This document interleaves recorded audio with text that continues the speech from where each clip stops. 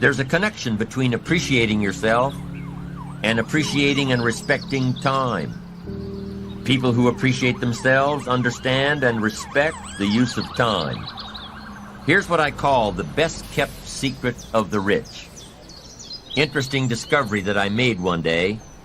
I couldn't believe it when I found out that rich people have about 24 hours a day, and poor people have about 24 hours a day.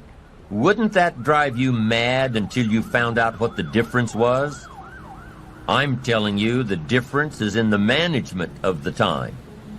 A few simple disciplines practiced every day, and your whole life can change. Your future can change, your income can change. But the rest of it is getting a handle on the management of time. And guess what? Discipline shows up again here, as it does everywhere.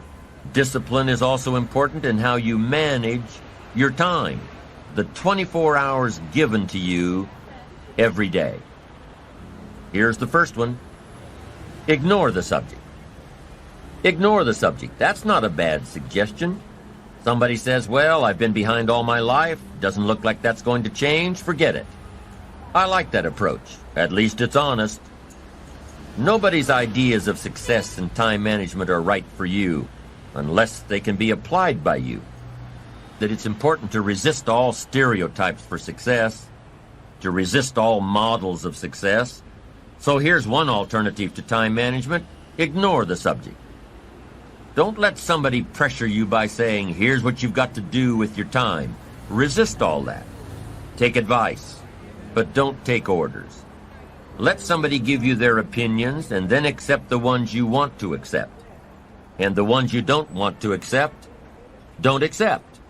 Resist all attempts to pressure you into becoming the model of success. Resist all that. Do it on your own time, the time that's right for you.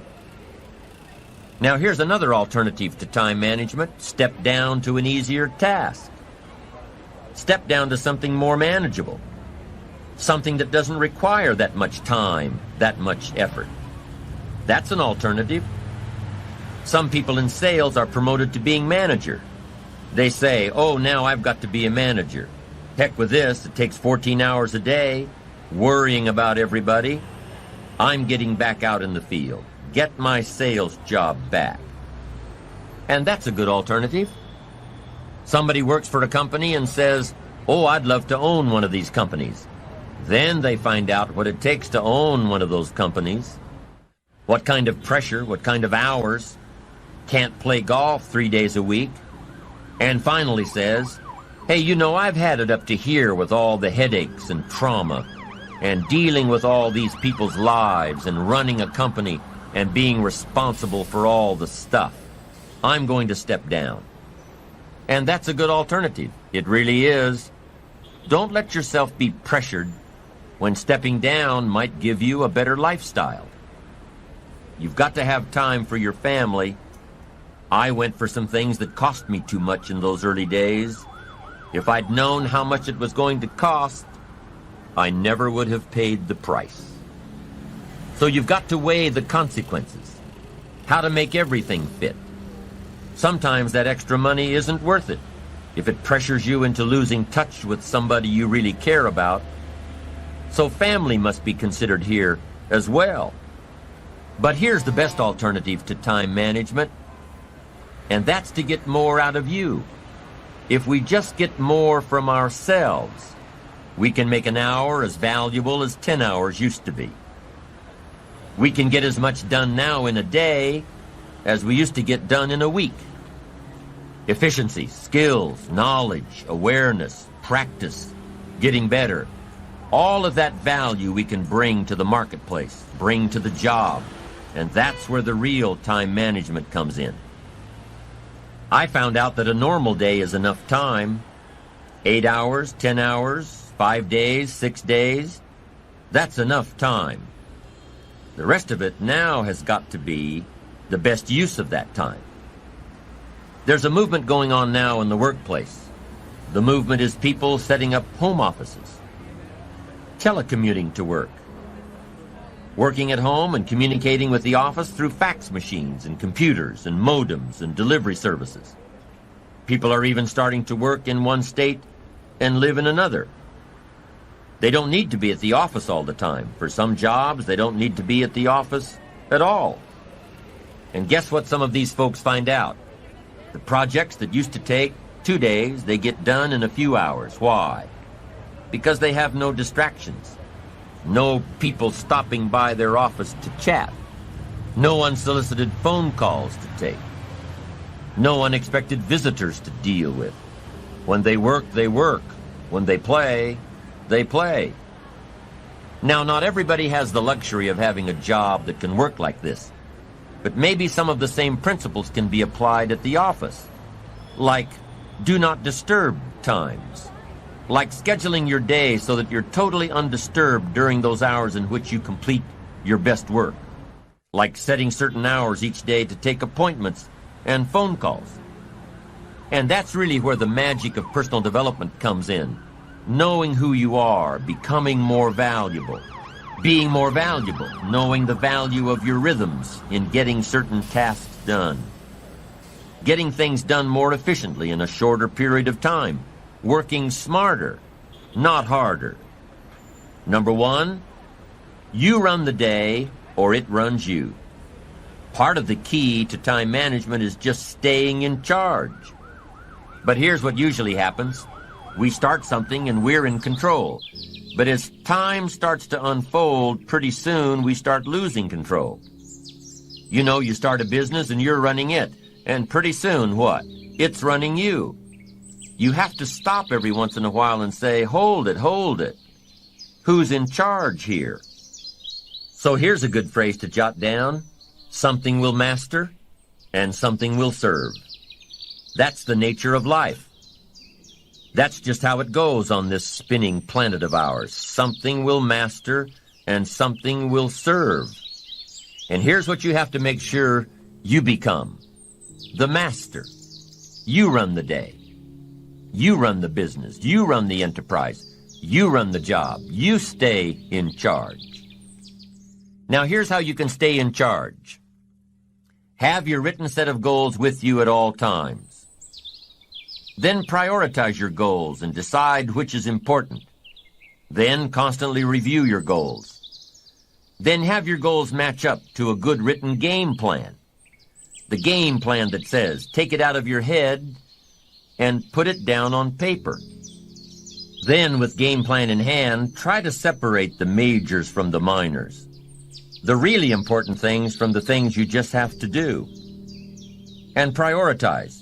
Is this a major day or a minor day? And adjust your time accordingly. Is this a major conversation or a minor conversation? A lot of people don't do well, and here's why. They major in minor things. They spend too much time on things that don't count, and too little time on things that should count. So you're about to pick up the phone and make a call. But before you do, decide, is this a major call? Is this a minor call? If it's a major call, it needs a little preparation. If it's a minor call, a few pleasantries will probably do. Hi, how are you? So a little evaluation will save you a lot of time. Major, minor. Next time management essential, don't mistake movement for achievement. You probably know some people around you who are just plain busy being busy. You've got to be busy being productive. It's easy to get faked out by being busy. Guy comes home at night, flops down in the easy chair, says, I've been going. But the real question is, doing what? I mean, it's the doing what. That's the real key. Not the going. Some people are going, doing figure eights. They're not making much progress. Don't mistake movement for achievement. Evaluate the hours in your days and see if there's not a lot of wasted time in there that you could manage better. Do more with. The next key to good time management is good concentration. Focus. You've just got to zero in on the job at hand. Concentrate. Don't start your business day until you get to the business. I used to start my business day in the shower. Found out it doesn't work. Wait till you get to the office to start your work. Wait until you get to work before you get to the work. Don't start your business day at the breakfast table. It's not good for the family. Here's another one. On the way to work, don't think about work. Here's what you've got to do. On the way to work, concentrate on the way. The breakfast table, concentrate on the family. Wherever you are, be there. Don't be somewhere else. Give whatever you're doing the gift of attention. Give people the gift of attention. The gift of attention, concentration.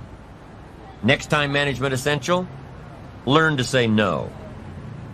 Boy, it's easy in a social society to just say yes, yes, yes too much. Over-obligate yourself.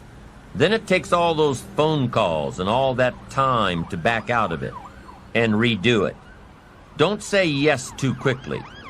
Better to say, I don't know if I can make it, but I'll give you a call.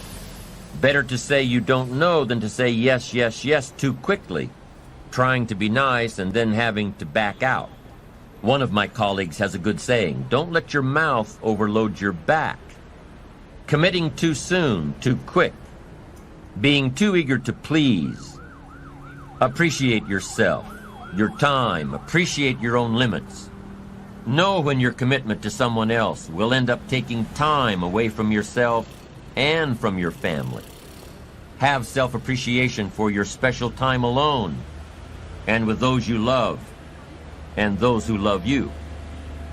You can't immediately say yes to offers that sound prestigious. You can't immediately say yes to social functions. You've got to say maybe and take time to evaluate what's an important contribution to society and what'll just take time away from your ambitions and your family. Be eager to please yourself and your family. Don't be so eager to please everybody else. Appreciate your own limits. You don't have to fill up every second of the day. Take time to appreciate what you've accomplished. Take time to enjoy the fruits of your labor. Your success should be a pleasure. Appreciating what you've got and what you've done and who you've become is important. It's an important component in fueling your future achievements. Just knowing that you've accomplished in one day what you laid out in your game plan. Just knowing that you finished all you started out to do that day. That's encouraging. And it's these little daily advantages that you're gaining that continue to fuel your achievement. Little achievements are just as important as big achievements. Why? Because you can't appreciate the big achievements without first appreciating the little ones.